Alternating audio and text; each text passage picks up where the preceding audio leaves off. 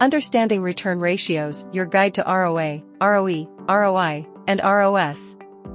Hi friends, this video will help you make financially smart and fortified. Today, we're diving into financial ratios, specifically, return ratios. Whether you're investing in stocks, starting a business, or just curious about how much money companies have made, these ratios will help you get the real picture. Let's get started. Unlocking a company's asset efficiency. First up, we've got return on assets, or ROA. This ratio tells us how effectively a company is using its assets to generate profit. Think of it like this: you've got a lemonade stand, your assets, and you want to know how much profit you're squeezing out of those lemons and that stand. To calculate ROA, we divide the company's net income by its average total assets. Let's say a company earned $500,000 in net income last year and had an average of $5 million in assets. We divide the net income, $500,000, by the average assets, $5 million, giving us an ROA of 10%. A higher ROA is generally better because it indicates the company is using its assets more efficiently to generate income. Imagine Company A has a net income of $1,000, while Company B has only $100.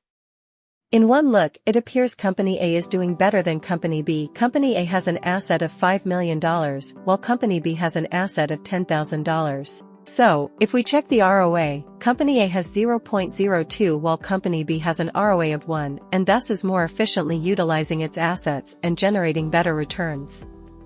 Remember, always compare ROA within the same industry to get a true sense of how well a company is performing among the peers.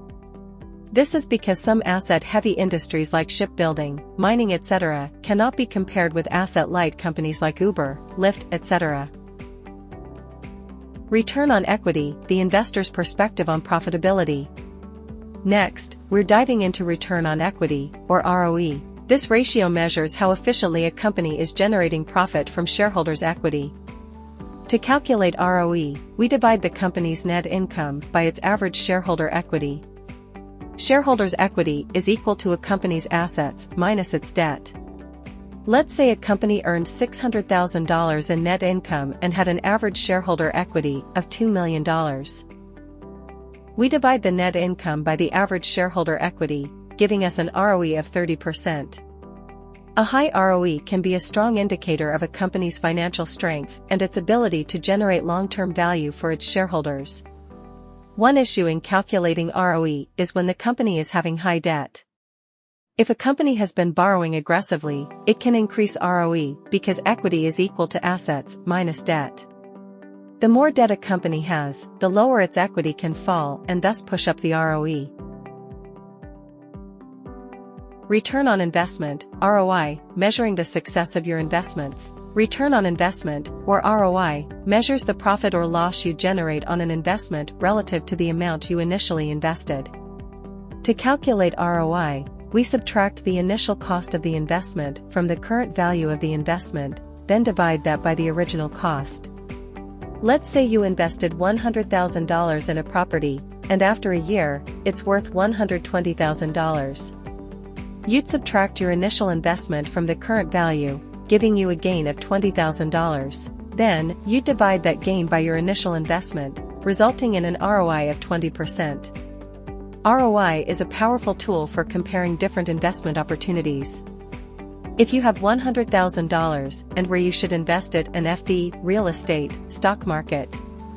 All these variety of fields can be brought into comparable grounds with the help of ROI. ROI is not measuring the time horizon involved. Also, the risk involved and flexibility and liquidity of funds are not captured in this metric. Return on sales, ROS, the efficiency of turning revenue into profit. Return on sales, also known as profit margin or ROS, tells us how much profit a company generates for every dollar of sales revenue. To calculate ROS, we divide the company's net income by its total revenue. Let's say a company earned $100,000 in net income with $1 million in sales revenue. Divide the net income by the revenue, and you get an ROS of 10%. A higher ROS generally indicates better cost management and profitability.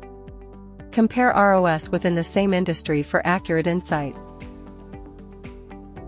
And there you have it. We've covered 4 essential return ratios: ROA, ROE, ROI, and ROS, that can help you analyze a company's performance, profitability, and overall financial health. These ratios are powerful tools when used together to gain a comprehensive understanding of a company's financial picture. Take some time to explore the financials of companies you're interested in, calculate these ratios, and see what insights you can uncover.